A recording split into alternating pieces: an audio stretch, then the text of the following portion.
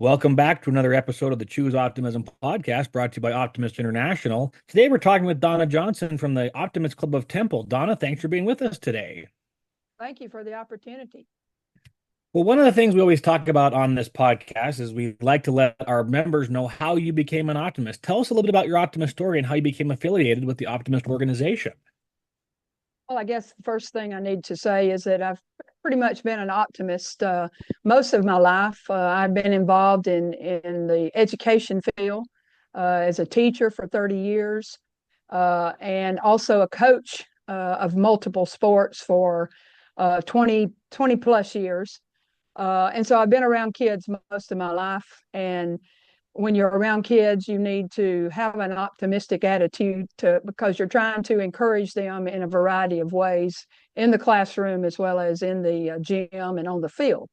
As an athlete myself, you got to have a positive attitude if you're going to be successful. And so I guess it kind of started there.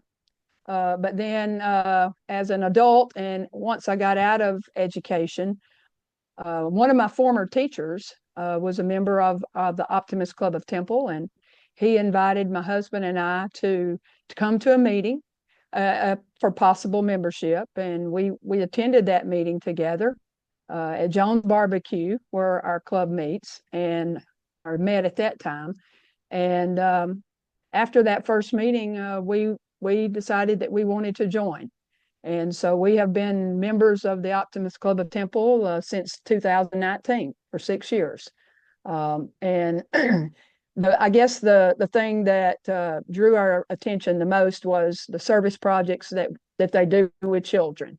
And since we have been around youth all of our lives, it was important that we continue in our retired years. So I guess that's kind of where it all began. So let's talk about the project that you guys do for the Optimist Club of Temple. It's the Jam in the Park. Tell us a little bit about how it started and what the affiliation is with your organization. All right. Jam in the Park came about after the pandemic of COVID. We went to our schools, and we have two elementary schools in our area.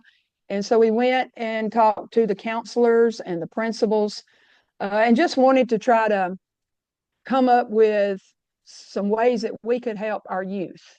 And so after talking with the counselors, we decided that mental health was an area in which we needed to focus on because children, because of separation from the schools, they were, in their homes learning instead of being around their own peers. And there were deaths that children were having to face because of grandparents or even parents themselves or relatives. And so there was a lot of grief that they were dealing with and stress and anxiety. And so we just felt like that we needed to focus on that. So we knew that Optimist International Foundation had grants available. And the one that we really focused on there was two of them. One was the club grants, and the other one was the childhood health and wellness grant. And so we felt like that one would be the best for our club to apply for. And so this type of grant had four areas that it focused on, and one of those areas was mental health.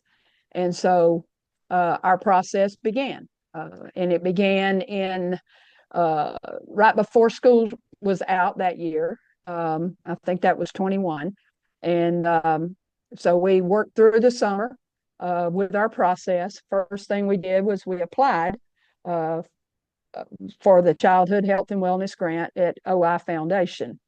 And the application was pretty extensive. They wanted to know what our focal point was going to be. They wanted to know how much we were going to ask the foundation for, and you could apply for up to $1,000 grant.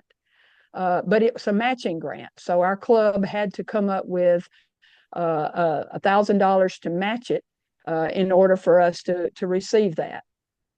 We also reached out to other organizations or other places around our community to help with donations in case we went over the $2,000 for the project. And then once we filled out our application, we began to, we went to work.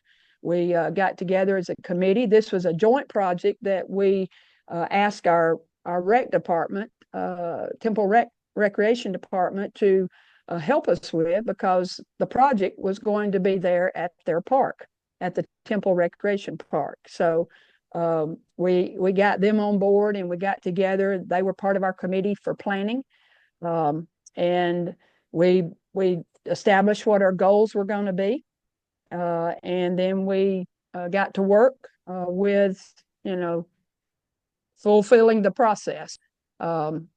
And it was not that long a process. We just had to establish our goals. Then we had to, one of our goals was to encourage family health and wellness, which targeted our mental health. And let me just tell you what JAM, we came up with the name of the project, JAM in the Park. JAM stands for Just a Minute on a Path to Healthy Living. And so as a former PE teacher, health teacher, total wellness is important. And so even though our focus was on mental health, we were able to focus on other areas of health as well. And then once we established that, we started reaching out to organizations for resources for our parents to help deal with some of the issues that their children were having. And we had, just to give you an example, this year, our project, we had over 27 vendors that most of those vendors were in the gym area. They had tables set up to help provide information to our families that came in. And then we had outdoor activities as well for our children to participate in and have some fun, because part of this jam is also having fun, but also learning different ways that you can manage some of the mental health issues that children deal with. So that's kind of just a small snippet of what we did. Yeah, just a minute sounds like a great title for this, because it's just take a minute in the park and enjoy yourself, it sounds like. That's right. Well, and I was reading my granddaughter a book this morning, and one of the things that we was reading about is just proper breathing. If you're going through a stressful time, then take 4 breaths, and take a breath and hold it in and then let it out. And that's just a simple little thing to help deal with stress. But a lot of the things that we provided for our children are ways that they can help manage stress during those times that they're dealing with it. So let's take a minute and talk about the different vendors you had there. You said you had 27 different vendors. What kind of vendors were there at this jam in the park? Well, we had our focus this year was healing with heroes, and so we wanted to try to get individual groups in to that were kind of heroes to our children. For example, of course, our policemen and our firemen are considered heroes to not only children but also to our adults, because of what they do is serving their community. So they were both there. We had an organization called First Readers, which they signed families up for their children to receive books per month. That's 0 to 5 years of age. We had Ruby the Grief Dog there as kind of like for picture ops, as well as for just the dog is always an attractant for children. I mean, they love dogs. We had the Chick-fil-A cow there for also pictures. We had groups such as Family Connections, which provided a variety of resources for our adults, our family members. We had the Childhood Advocacy Group there, and that's a mental health organization. We had a financial wellness group there, vendor there. because with the economy that we have, um, tends to we need people to help families with finances. Um, those are just a few. We had three local churches. One of those churches provided a clown that made balloon animals for the children, and that was a long line most of the day. Children loved that. Um, we had the churches were providing information. That one of our churches also has a mission mall that provides food and clothing for families in need. So those are just a few of the different vendors that we had on the inside of the gym. Uh, and then on the outside of the gym, we had activities on our tennis court with basketball and pickleball, and we had some inflatables for our children, uh, including water inflatables and a foam party. We had another area in our fields where they had games like cornhole and badminton, and just a variety of games that kids could play. Um, we also had a quiet area for all abilities that focused on sensory activities. Some children have trouble with their senses and sense of touch and that kind of thing. So we had that. We had a mobile bookmobile there as well. So it was just a variety of different vendors that could maybe reach out and touch children in some way. And what kind of sponsorship did you get for this? Was this an expensive event to put on, or is it very cost effective for something like this? Well, we haven't received the final numbers yet. Our rec department director is working on that at the moment, but I know last year we spent a little over $3,000 combined with the recreation department and the Optimist Club of Temple, and the grants from OI Foundation. So I'm expecting it to be around that, maybe just a little bit more. Another highlight was we fed over 500 plates, and that included our vendors that were there, as well as staff and our children. Last year we had 400, so every year we've done it, we've increased our numbers, and I'm predicting we probably had over 350 children there throughout the time limit that we had. We went from 10 o'clock to 2 o'clock. And so during that time, there were lots of children and families that walked in. It happens to be the event that touches the most children in our community. So most of the cost that you had was just maybe providing food for the families and the vendors that were there. And right, that's correct. Everything was free. There was no, we paid for everything. The vendors came in, free of charge. We didn't charge anything for anybody, whether they were vendors or, families and children.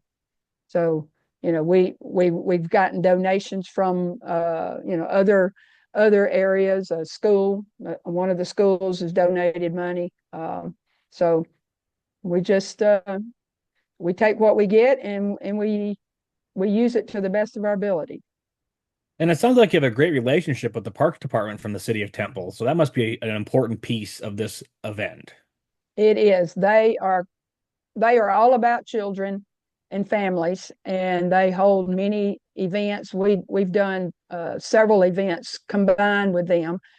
We also have a cornhole fundraiser that we carry on while they're outside doing a fall festival type activity for children. So they are very, very cooperative with us, and pretty much if I go to them and I ask them if they would be willing to help us, they're right there, willing and able to do it. They bring in their staff, their part-time staff, to kind of help, along with our Optimist Club members. We're a club of 22 members, and we have very active members. Not all of them are as active as some of us, but we all work together, and everybody kind of does contribute their strengths along the way. So how did you choose the date for this event? Is there something specific that's happening in your town, or you just kind of wanted it in the summertime with the nicer weather? Well, the very first one we did, we wanted to have it right after school started, but the first one we didn't feel like we were adequately planned. So we moved that to November, and it was not as successful as we wanted it to be because it was cold in November. And that, so we kind of sat down and evaluated ourselves and said, hey, the next one we got to plan ahead of time, a little bit more in advance.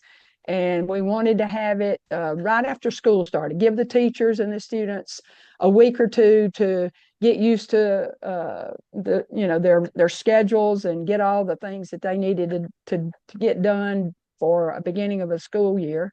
And so we chose the date. I think it was the second Saturday after school started, and just provide an opportunity for kids to get the year started off right, with their mindset, as well as the physical part of it. What were some of the physical activities that you had with the vendors? Was there any specific games you were playing while the kids were there? The kids were doing, uh, they we had a CrossFit group in the gym, and they had a chin up challenge among the kids, trying to see who could do the most chin ups, and an obstacle course for time. And so we had that going on inside. Um, and on the outside, we had the different games that I mentioned, um, with cornhole. We also had the pickleball. They had a new game and I can't remember now the name of it, but it's a new game that is just kind of come on the scene, that they also did out there on the court, involving, it's kind of like spike ball, something like that's kind of become popular. Um, but again, the clown was another fun thing for the kids to wait for the clown to make his balloon animals. And of course there was popping going on all the time in the gym because the balloons were popping. And but it gave the kids an opportunity to go back to him again, and get another one to see what else he would do. So those are just some of the examples of, we had the inflatables outside. One of those was a water inflatable, so the kids really enjoyed sliding down into the little pool of water. And the foam party is always a highlight for the kids because they can be in the midst of a foam shooting in the air and getting all over them. So is this the third or fourth event you'll hold this year for this for Jam in the Park? This year was our fourth one, and we've changed it a little bit each year.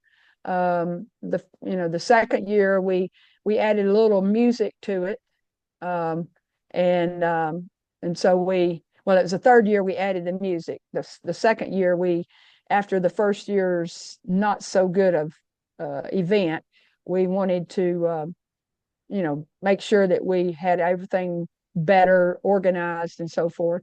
But then the third year we added a music element to it, and then this year we added the healing with heroes element to it, and trying to get some of our heroes in. I thought I had a contact that was able to, a former UGA NFL player, to come in that has a reading literacy foundation, but he wasn't able to come this year, so I've already reached out to him about possibly coming next year, and so we're looking forward to that. He's And with your written. back and with your background in education, you probably can relate to this very well. People probably don't put the association of mental fitness and physical fitness together in the same category. You're right. You're exactly right. They think it's two separate things, but when you're talking total wellness, it's mental health, physical health, emotional health, uh, you know, all kinds of health, financial health. So that's the one thing that we really wanted to really focus on, was total wellness. Even though on the application we had to check one box, and that was mental health. So, that was one thing as a teacher that that I always focused on was total health. And what if a club was going to do something similar to this event? What do you advice do you have for them to get started with this event? Well, they need to start early. I would say if they were going to do it like we did in the summer, that they need to do the preliminary meetings and planning in maybe before the school year ends or the previous, before you're going to have it in the next, school year. Um, and be be aware of all the different organizations out there. Before we did this, I was not really aware that there were so many resource organizations available that could help with this. So that was an education for me, just to recognize that there is all kinds of help out there for people who have all kinds of issues that they're dealing with, whether it's physical, whether it's mental, or emotional, financial, whatever it might be. Um, you know, it's available. We just have to reach out to our communities, and we've got different organizations from all around us. We have 4 cities in our area that are within 11 miles of each other, and each city has something that they can offer to help families that are in need, and we just have to be willing to reach out and ask for help. Come to our jam in the park, or come to our seminar, or whatever it is that we're hosting. When you recruited vendors for this event, how did you do that when you were reaching out to different people? Was there a list you had, or did people just say, "Hey, I think this would be a good fit for the jam in the park"? Um, I think we had a list. We have lists that are produced by Carroll County, and they have all different areas that those vendors can kind of be categorized in. And I just started going down the list and seeing which ones that might fit what our focus was. And I just called or emailed and tried to explain what it was that we were trying to do, and asked them if they'd be willing to come and be a vendor for our project. And we had quite a few that decided that that was something that they wanted to do. And has your vendors list grown every year that you've done this? Yes, it has. We started the first year, and I think we may have had 10 vendors. And then last year we had 20, and then this year we had 27. So That's a pretty good growth rate for different things going on in the community there. that's true. We have a small community, but again, I said we've got people around us, organizations around us that wanted to be a part, and even had one of those vendors that came up to me at the end of this year's jam, and said, "Got great news for you." And I said, "What?" She said, "Everything I brought to give out, I've given out." And even had one lady who came up to me and said, "You are a blessing to be here, because I needed this particular situation to be taken care of, and that vendor was able to take care of that for her." So that made me feel good that people are getting what they need from our jam in the park, whether it's children or whether it's adults that have needs as well. That's a pretty big impact for somebody to say, "I had a need and this club fulfilled that need." That's a huge pat on the back for you guys. Well, thank you. We're proud of how it has grown over the past few years, but we could not do this without the Optimist International Foundation. I mean, they provide so much monetary means for clubs throughout Optimist International, and I want to encourage clubs to go on to the OI Foundation and look and see what's available for them to use as assets. There's so much that they are able to provide if clubs will just take the time to research it and then apply. Take what they are able to give you. Has this project helped with club membership for you you at all? We've picked up some members. Yes, we have picked up some members. Would we like to pick up more? I mean, we handed out brochures and got a list this time of, I think there was like 10 different people that were interested in maybe possibly getting more information and joining. You know, the one good thing about this project is they were able to see what we do as a club, and that we're all about promoting our youth and spreading optimism among our youth. And so that was a good thing that they actually saw us, in what we do uh, in our optimist year that we are in. Is this one of the bigger projects that your club puts on? Yes, this is the largest project as far as the impact that it has for our youth. We have a probably we've done over 20 something projects this year already. Um, and I haven't totaled up the number, but this is our largest project as far as the impact that it makes on our youth. Well, Donna, I can't tell you how much we appreciate you sharing your knowledge and sharing your passion for this event, and maybe inspire another club to pick this up in their community and take it to their community to promote health and wellness in their communities. I hope so. I really do hope that our inspiration and passion can relate to other clubs, because it's a great day to be able to impact children's lives.